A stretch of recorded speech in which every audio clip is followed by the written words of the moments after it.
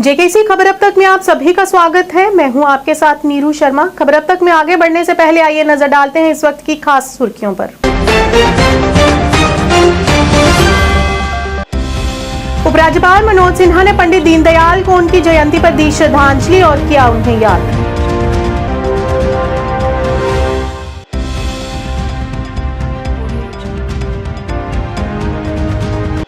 डिवकॉम कश्मीर विजय कुमार विदुड़ी द्वारा किया गया बैठक का आयोजन। ईद उल मिलाद नबी की तैयारियों की समीक्षा।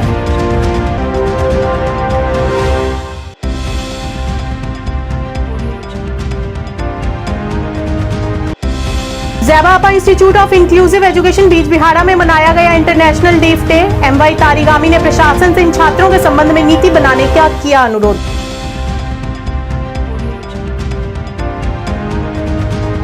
आशा कार्यकर्ताओं द्वारा बारामूला में किया गया विरोध प्रदर्शन। मांगे पूरी करने की अपील।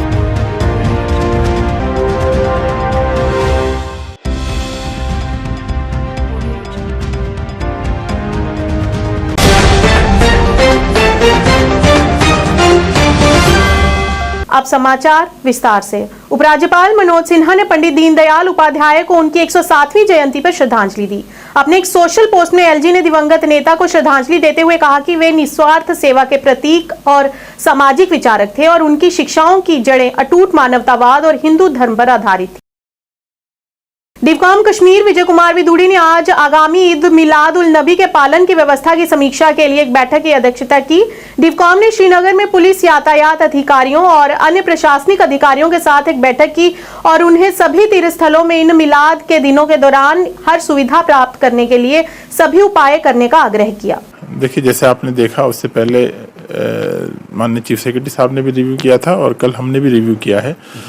और जिस तरह से अभी तक हमने, जब हमारे रमजान थे या बड़ी ईद थी या फिर उस रमजान के बाद छोटी ईद, बड़ी ईद, उस सब के हमने जो इंतजाम किए थे पिछले साल से इस बार और बेहतर इंतजाम हो। एक तो इस पर ध्यान दिया गया और दूसरा जो स्पेशली जो हमारी हजरत बल श्राइन है उस पर ज़्यादा लोग आते हैं तो उस पर ट्रैफिक की व्यवस्था ठीक हो, उसके लिए पार्किंग की व्यवस्था वहाँ पे की जाए।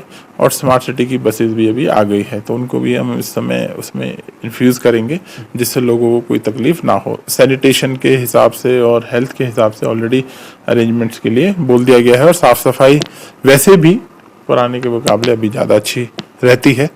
तो मेरे हिसाब से हमारी सारी जो यूनिट्स है, जो टीम है, वो बिल्कुल इस पे काम कर रही है और अच्छे से इस फेस्टिवल को मनाएंगे। ठीक है, वो उसी समय एक अप्रोप्रिएट टाइम पे बता दिया जाएगा और लोगों को उसमें हैसल फ्री रहे, कोई प्रॉब्लम ना रहे। और पिछली बार का भी छोटी मोटी अगर कोई कमी रहती है तो उसको भी देख के हम कर लेते हैं। ठीक है, इस पे आपने देखा है, आपने अब ये जो कार्रवाई है आप भी देख रहे हो कि जैसे ही संज्ञान में आया उस पर तुरंत एक्शन लिया गया और इसकी पूरी जांच चल रही है, पे कर रहा है। हेल्थ डिपार्टमेंट से हम कंसल्ट कर रहे हैं, बाकी चीजों पे ध्यान दे रहे हैं। ज़ैबा अपा institute of inclusive education Bijbehara में आज इंटरनेशनल डीफ डे मनाया गया। इस अवसर पर CPIM के प्रदेश अध्यक्ष MY तारिगामी उपस्थित रहे। संस्था के अध्यक्ष जावेद अहमद टाक ने अभिभावकों से आग्रह किया कि वे अपने दिव्यांग बच्चों के कल्याण के लिए कार्य करें और उन्हें पूरा मान सम्मान दें। इस दौरान MY तारिगामी ने यह भी कहा कि सरकार को इन छात्रों के संबंध में नीति बनानी चाहिए ताकि वे स्वतंत्र जीवन जी सकें। हम इनको तालीम के नूर से मुनव्वर करेंगे। हमारा मुल्क जावेद साहब,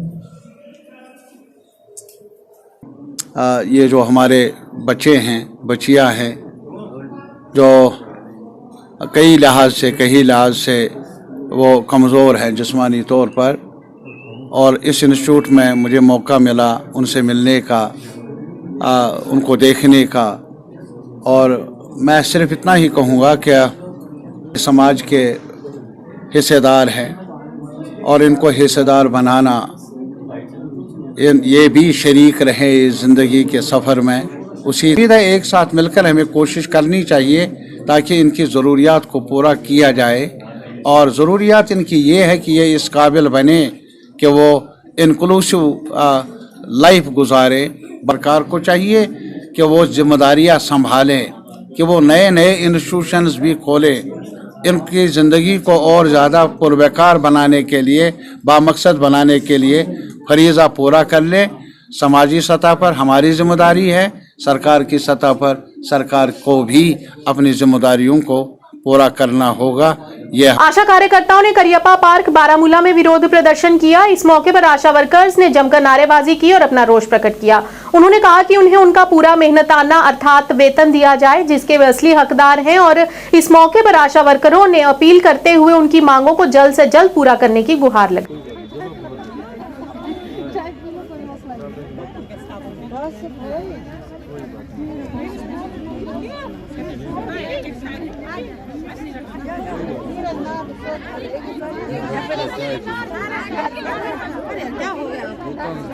जब एक बार आशा के हो जाती है आप मुझे बोलो क्या करना है। बेस डिपार्टमेंट दिवान वली सब बह सोजो यम आशा तम क्या इस्तेमाल कर बेस डिपार्टमेंट। अगर अस बेस डिपार्टमेंटस मज कम करें बेमु सब सेमु सब सन गो सान DA TA ख्याल थवन, यानी यह गसन किराय तो दह मजूर थवन अद गन बेस डिपार्टमेंटस मज अस सोजन तुम गो तोतान तुम ये कम यह दिवान अतन चेतावनी डिपार्टमेंटस क्या हेको न बिला मुआवजा कम कर ये मुआवजा काम सह क्या मजदूर करान मुआवजा तवे ाड़ान। अगर मजूर तमिस 600 रुपये दोहस दिवान बेस खेन चेन दिवान दह रात काम करान ना डे ना नाइट ना संडे ना मंडे फी दह काम करान, यानी कि सन अलर्ट पेवान रोजन।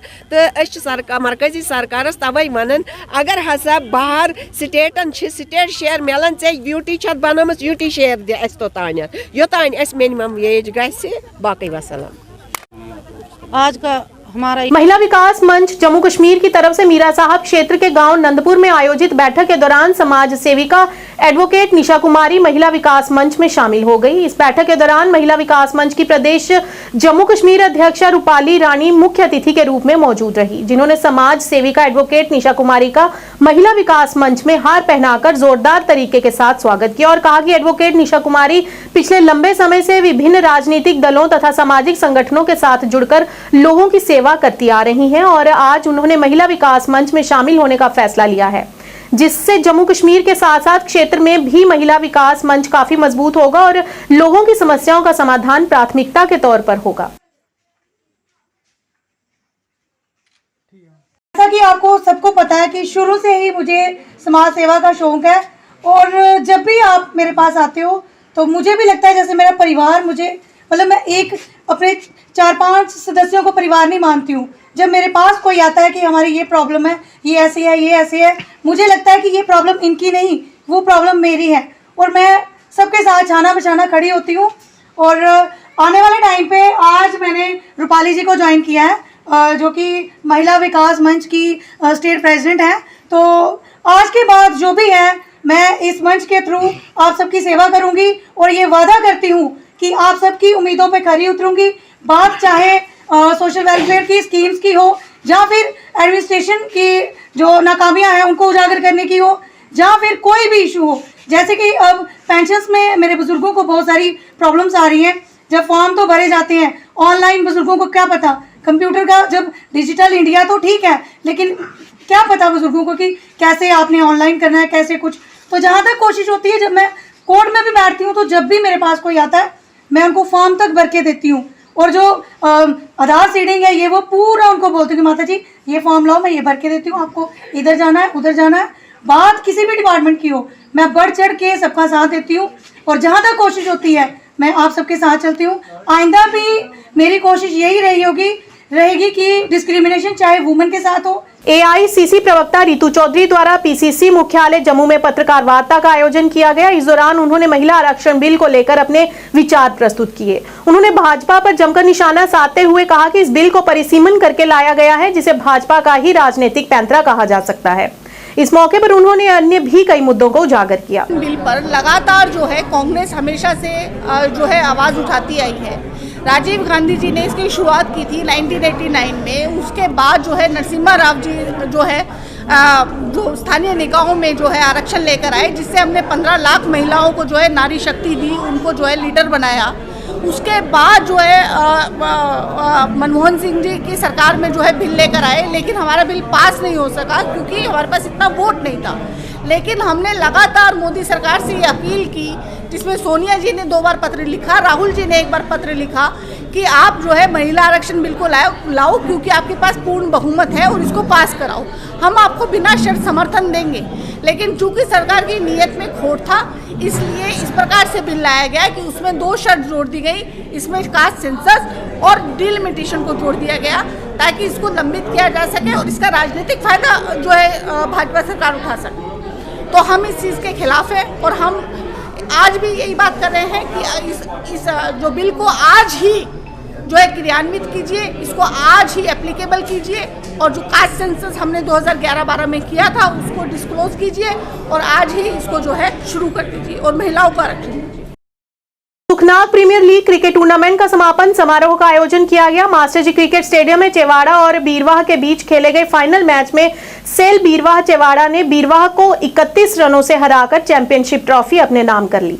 प्रीमियर लीग का आयोजन जम्मू कश्मीर टीचर्स एसोसिएशन द्वारा किया गया था, जिसका मुख्य उद्देश्य युवाओं को सामाजिक बुराइयों से दूर रखकर खेलों की ओर आकर्षित करना रहा।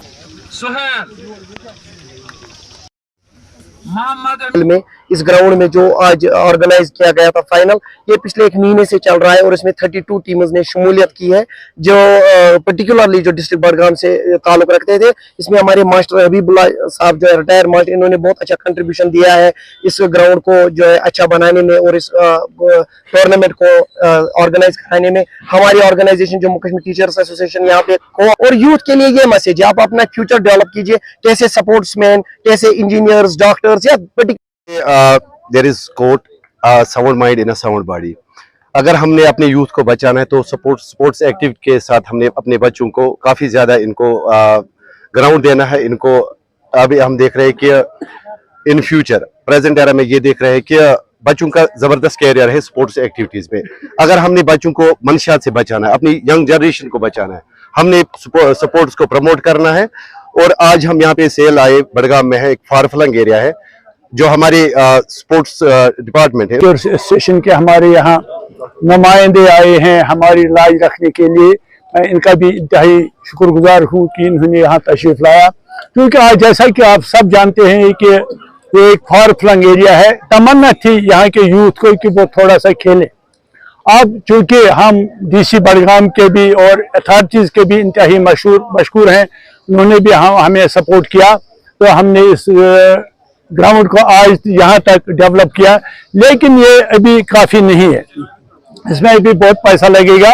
और यातायात पुलिस विभाग के डीटीआई जिला पुंछ शौकत अमीन खान ने टाउन सब डिवीजन मेंढर का दौरा किया। इस दौरान उन्होंने चालक वर्ग से संबंधित वाहन चालकों से मुलाकात की और वाहनों के दस्तावेजों के संबंध में सख्त आदेश जारी किए। उन्होंने वाहन चालकों से कहा कि कोई भी चालक बिना कागजात व लाइसेंस के सड़क पर वाहन नहीं चलाएगा और जो भी यातायात कानून का उल्लंघन करने की कोशिश करेगा उसके खिलाफ सख्त से सख्त कार्रवाई की जाएगी।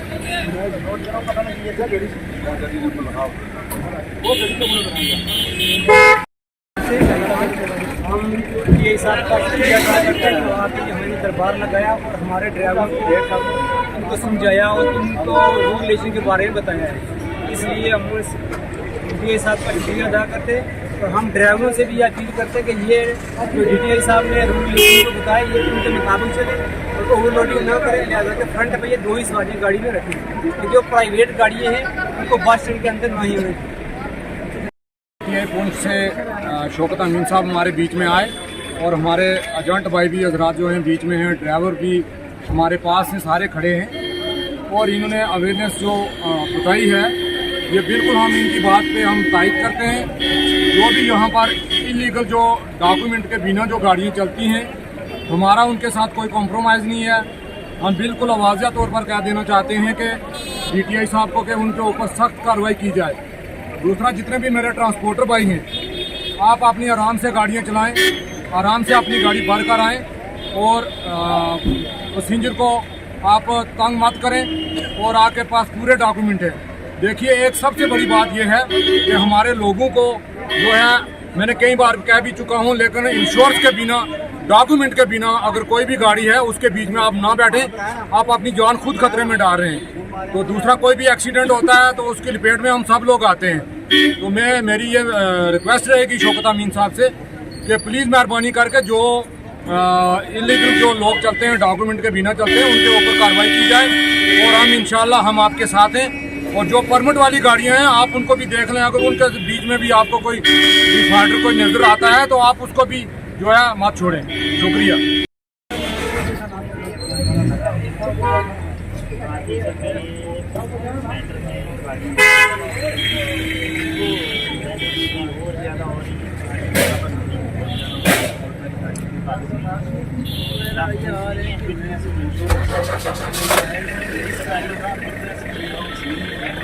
वो गाड़ी रोड पे नहीं आएगी। ये सारे आप लोग सुने, अपने कागजात बनवा, खासकर गाड़ी का फिटनेस और इंश्योरेंस।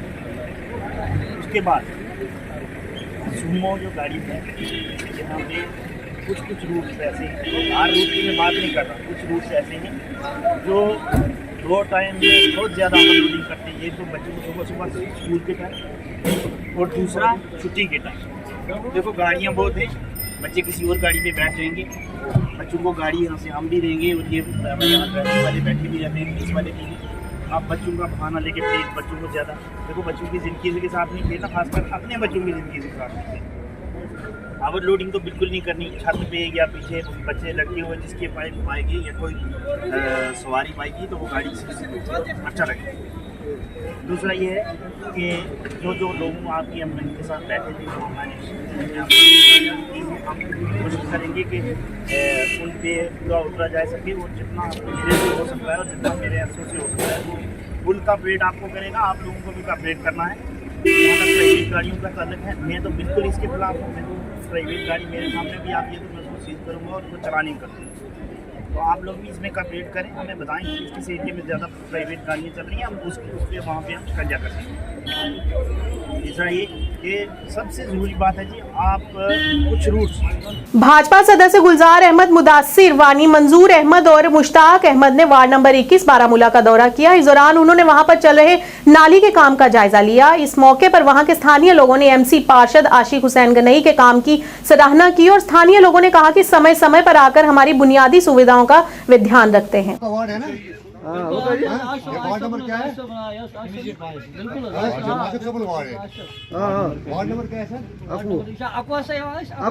असल बरकत सत चलाई जनाब तम सद बरकत सत यपर गई गई सर तस्ंद बरकत आशिफ साहब बरकत सत चला वनस यह 21 बिल्कुल सर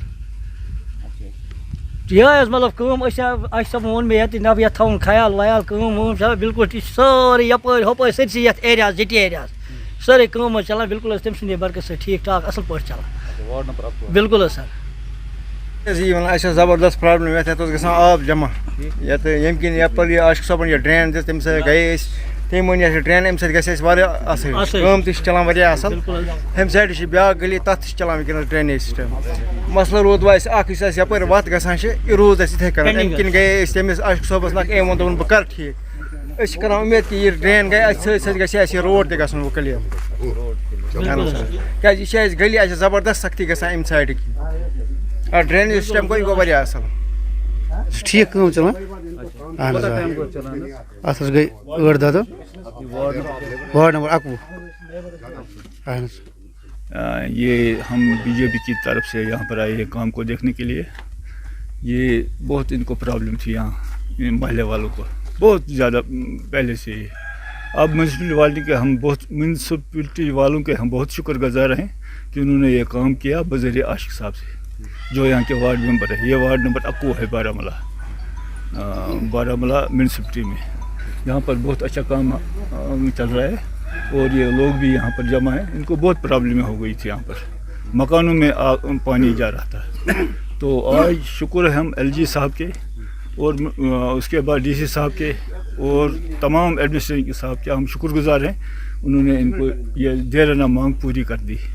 बहुत बहुत शुक्रिया, बहुत बहुत शुक्रिया, बहुत अस्सलाम वालेकुम। पहले आपका शुक्रिया और मैं शुक्रिया करना चाहता हूँ एलजी साहब को और जो डायरेक्टर अर्बन लोकल बॉडीज़ है मैडम, उनका भी शुक्रिया अदा करना चाहते हैं। म्यूनसिपलिटी का भी शुक्रिया अदा करना चाहते हैं। और हम बहुत खुश होते हैं कि जब यहाँ पे इलेक्शंस हुए, यहाँ पे हमारे काउंसलर्स ने जीत लिया, सबों ने कंटेस्ट किया और यहाँ का जो काउंसलर है आशिक साहब, उन्होंने जीत लिया। और फिर जो ये फंड्स आते हैं, ये एक्चुअली काउंसलर जो होते हैं इलेक्टेड, ये गवर्नमेंट के साथ टेकअप करते हैं, फिर ये फंड्स वागुजार करते हैं और अपने अपने काउंसिलों में लगाते हैं।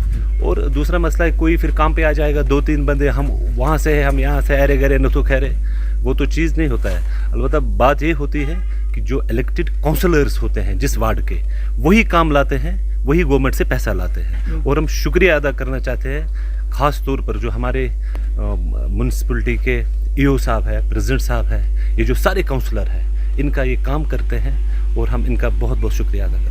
अब हम इससे पहले यहाँ आज नगर पालिका समिति सुरनकोट के कर्मचारियों द्वारा एक विदाई समारोह का आयोजन किया गया। इस कार्यक्रम में कई प्रमुख नागरिक शामिल हुए। इस अवसर पर आए हुए उनके सहयोगियों ने कहा कि ईओ मनीर खान एक महान अधिकारी रहे, जिन्होंने कर्तव्य के प्रति कड़ी मेहनत और समय की पाबंदी को हमेशा आगे रखा, और कहा कि हम इस सेवानिवृत्ति व्यक्ति की सेवाओं को कभी नहीं भूलेंगे। इस दौरान सभी ने ईओ मनीर खान को शुभकामनाएं दी। साहब को कि वो मंच में आए और अपने कीमती ख्याल रखें कि इन्होंने एक बेहतरीन काम यहाँ पर किया और अपनी जिम्मेवारी को बेहतरीन तरीके से जो है इन्होंने निभाया है। वक्तन फक्तन कहीं बुरे वक्त भी यहाँ पर आए। 2014 का फ्लड भी आपने देखा, उसके बाद भी फ्लड 2019 में भी हुआ, 2023 में भी हुआ, उसमें भी म्यूनसिपल कमेटी का एक अहम रोल जो है उसका यहाँ एहतमाम किया गया है। तो मैं जितने भी अफसर साहिबान आए हैं उनका वेलकम करता हूँ। DYSP सुरनकोट साहब का वेलकम करता हूँ, तहसीलदार सुरनकोट, उसी के साथ साथ नायब तहसीलदार और जितने भी मेहमान हमारे मेंबर से आए हैं उनका म्यूनसिपल कमेटी सुरनकोट हार्दिक स्वागत करती है। तो ये तो आप सभी जानते हैं कि एक ना एक दिन रिटायरमेंट होनी ही है, तो ये एक अपनी लाइफ का एक हिस्सा होता है। और जिस तरीके से मनीर साहब ने यहाँ काम किया वो हम कभी नहीं भूल पाएंगे। मनीर साहब एक बहुत ही अच्छे ऑफिसर थे और उनका लाइसेंस लोगों के साथ बड़ा अच्छा था। तो आज वो घड़ी आ गई कि आज उनकी हम फेयरवेल पार्टी देने जा रहे हैं। तो मैं सब जितने भी हजरात आए हैं उनका वेलकम करता हूं और आज इस कार्यक्रम की शुरुआत करते हुए